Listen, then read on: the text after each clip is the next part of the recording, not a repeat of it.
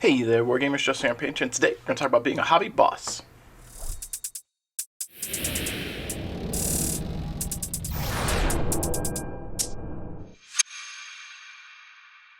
I'd like to welcome you guys back to the channel. Thank you for tuning in today. If you are new here, please alpha strike that like and subscribe button. And if you're a returning viewer, thank you for helping support what I do. I appreciate you having my back, my six. Thank you for being an awesome lance mate, star mate, whatever the case may be for you. Thank you for being here.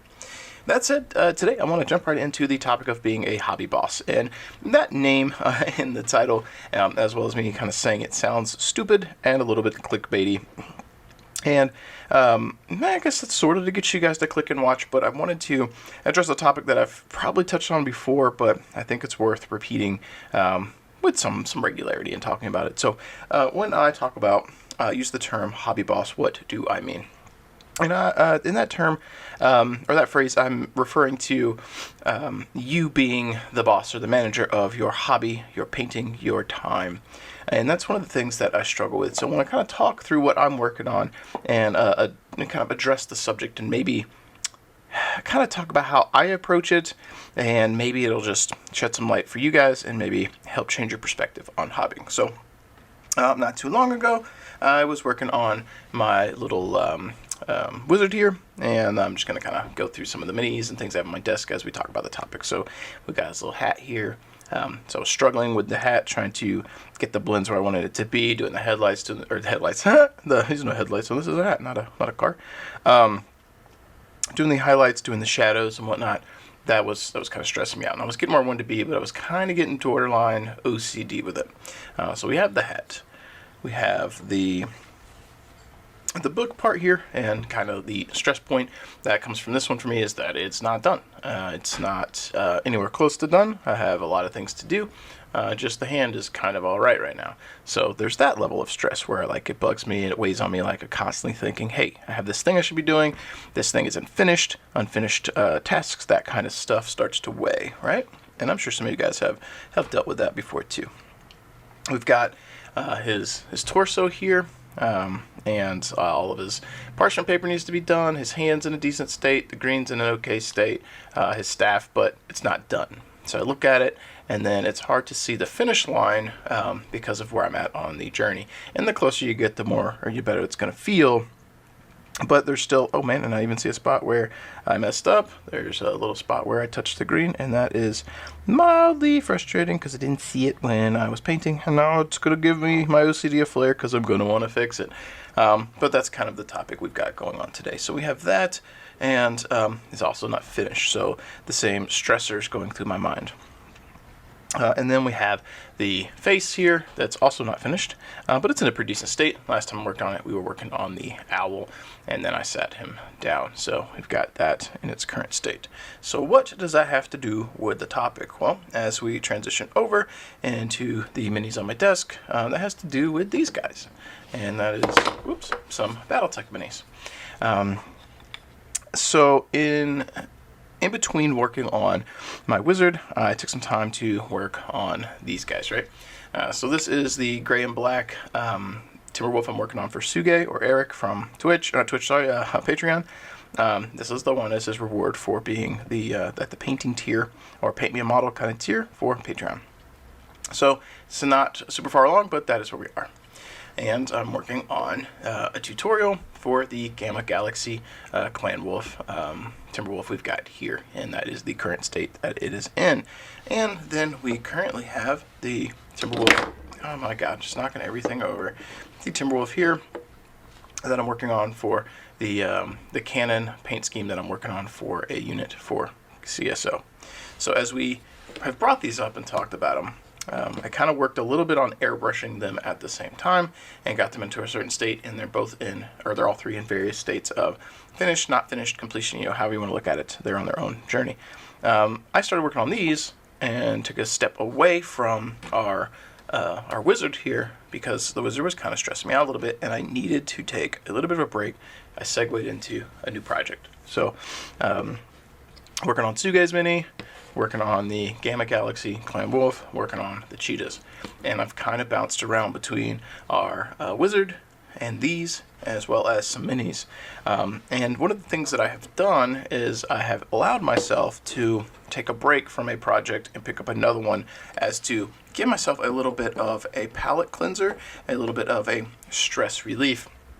Because when I'm working on those minis, I'm constantly, or that bust, or even minis, I'm constantly like thinking like I should be going faster, it should be done. When I'm not working on it, I'm thinking about I should be working on it, and that can become, it can feel like it's wearing you down, grinding you down. And I feel like sometimes, I think it's probably very common in our community when it comes to wargaming, art, and maybe just other aspects of life, that we get hyper focused on what it is we want to be doing, and we don't give ourselves time to do something else, and then it makes the thing that we're doing that's supposed to be fun or rewarding start to feel more like a job. And in this case, with our little wizard, I would love to have him finished. I'd love to sit down and work on him, but it was getting to a point that every time I wasn't at the computer desk, I was just thinking about it. I need to be working on it. I need to be working on it, which is good when you want to get motivated for something, but it gets to a point where, for me, it's almost compulsive, or something of that nature, where it's like, this is now not healthy. Like, I'm stressing about it. This is supposed to be a stress relief, not a stress creator.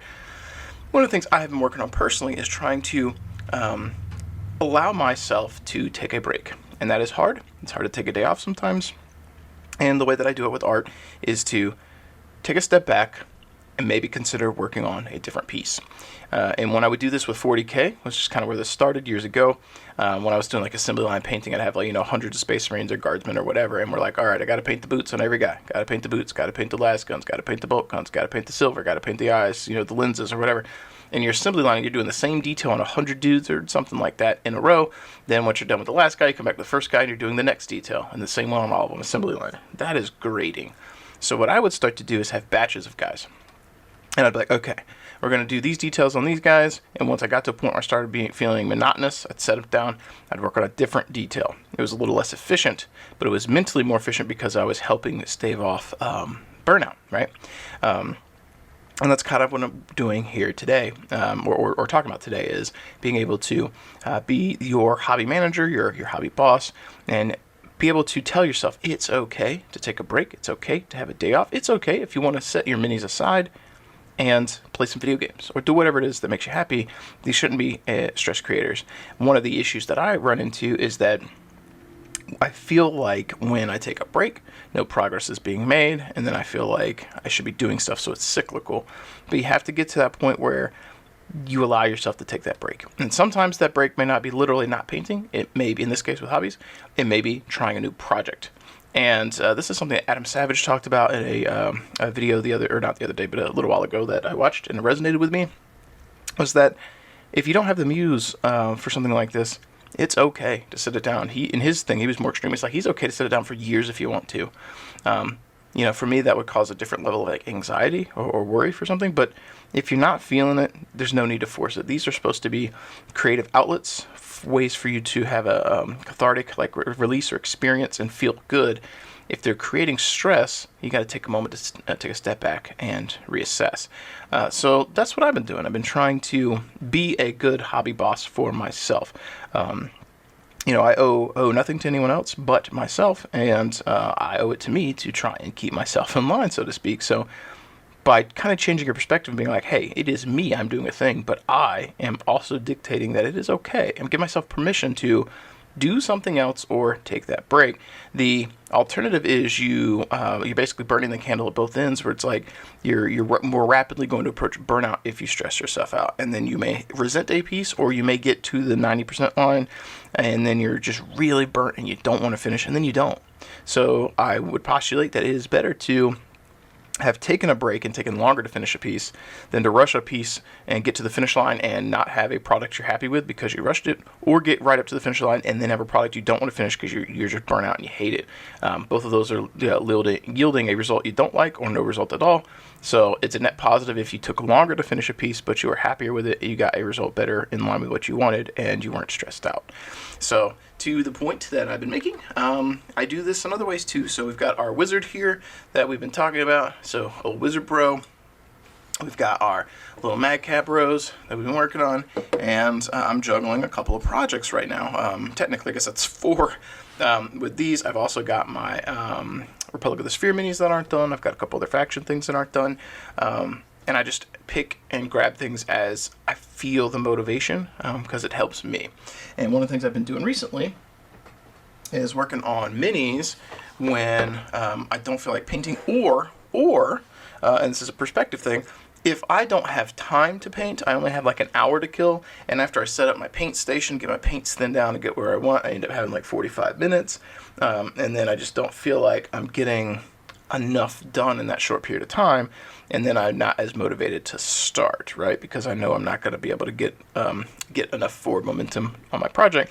So one of the things I've been doing is, okay, if I don't have a lot of hobby time tonight, but I still want to make some hobby progress, what are some areas that I can tackle that will still feel like I'm pushing forward and making progress on something in my hobby world? So onto the cheetahs paint scheme I'm working on. I've been building the company for the cheetahs, and it's been nice to take a break and allow myself to just build something, even if it's one mini a night, which is actually what's been happening with the plastics. It's been cleaning a mini or two a night while I have like some music going, or I'm in Discord with some friends. And then with the metal ones, it's a little bit more like a one mini a night because they take a bit to clean and pose. Specifically, these are paint in the butt. But we've got our Mad Dog here, or our Vulture rather, Vulture Mark IV. We've got our Ryokan, and this is pretty cool. I really like that metal one. But yeah, so taking that time to give myself a break. So a break from my wizard, a break from the 3 Mad Cats, but still feeling like I'm making some forward progress on a project. So no matter what I'm doing, I'm moving the finish line somewhere on minis, projects, and things that I'm working on. And it may be less efficient, and generally I would want to work on one project at a time until I'm done. But I found that when I do that, I'm starting to approach that burnout, and it's making me resentful of my hobby, or making me just not motivated to do it at all. So then I come home and I don't want to do my hobby stuff. So by doing the bounce around, I'm helping alleviate some of that hobby kind of stress or anxiety or worries. And I kind of was really hoping that I could tackle this topic, bring that up for you guys, and maybe, just maybe, help some of you shift your perspective. Because if you find that this is stressful, it is a hobby task that is the fun is being sapped out of it and you're not enjoying it, well, then you're not having a good time, and that's counterproductive. Then you might resent these, you may not finish these. These may get put on a shelf for years, which is okay if you take a break, but if the reason you're taking a break is because your perspective or your approach was such that you weren't having a good time, what do you need to do, or what can you do to get yourself into a more positive mindset, positive headspace to be working on your projects? And I think that's probably a pretty good segue there into the end of the video here. I think I kind of tackled what it is I wanted to go over. So as a recap, it is okay to take a break. It is okay to give yourself some breathing room, a little bit of a vacation from a project if you want. It is okay to sidestep and try a different project if you want. Now, one of the things I also recommend people to do is if they're working on painting minis and they're stressed out, or they just want a palette cleanser for a bit, I recommend they do pick up a bust to paint, because it's different. There's no pressure to get the model done, or the piece done, to play with it. You put it on the table to, roll dice and blow up your buddy's minis. There's no pressure there. It is just a canvas that is specifically only for you. It is an outlet. And then you can put that down and pick something else up and come back to it anytime you want. And I find that having that bust right now on my desk, I always have that project there. If I don't want to work on these, I don't want to get bogged down in the mundane, like painting the same detail on every guy, that kind of stuff, I can always say, you know what, tonight I'm going to work on this thing, this more hyper detailed thing, this thing that means something to me, this canvas. I can work on this tonight. And I think that is a healthy approach, and maybe it will help you guys.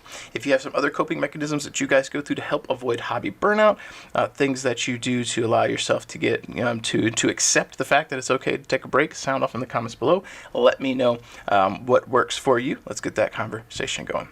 But on that note, guys, that's all I've got for you today. Thank you for hanging out with me. Hope you enjoyed. As always, hit that like and subscribe. Keep rolling your dice, keep painting your models, and I will catch you guys next time. If you made it this far, you're probably a viewer that already hits that like button when you see a video come up. You're probably already a subscriber, and you probably jump into the comments down below to help support the channel, to help support that algorithm. But if you're looking for some other ways to help support the channel too, make sure you check the description down below. Maybe you want to pick up some paints from Monument Hobbies. That's my paint of choice, the Pro Acrylic line. Just Chef's Kiss, good stuff. Maybe you want to check out some of the offerings from Death Row Designs, where I work in my day job. We got plenty of 3D printed products, as well as MDF terrain, some of the stuff that I have designed myself and we play with here on the channel. And if you're looking to bolster your Battletech ranks, miniatures, and offerings, make sure you check out Bobby from Fortress Miniatures and Games. He's one of the main supporters of the channel as well, and supporting any of these companies helps support what I do and helps to ensure that I can continue to bring content to all of you. If you want to become a super supporter, I highly recommend you guys check out the Patreon. You guys give that extra little edge to help push more content out, and I really do appreciate that. And my ultimate goal on the channel is to continue to be able to not only put out the content we have now, but to get to a point where you can put out more content later, whether that be battle reports or painting tutorials or just more rambles, anything at all. I'd like to be doing more content for you. This is something that I enjoy. I like being able to cast a light into the darkness to bring a little bit of hobby positivity to all of you and make you feel good, and also enjoy playing games myself. As we do the final sign off here though, I do want to go ahead and switch on over and do the scroll of awesome to showcase all the Patreon supporters, the super supporters of the channel, to give them some recognition for helping support what I do. Thank you guys so much, and I will catch you guys next time.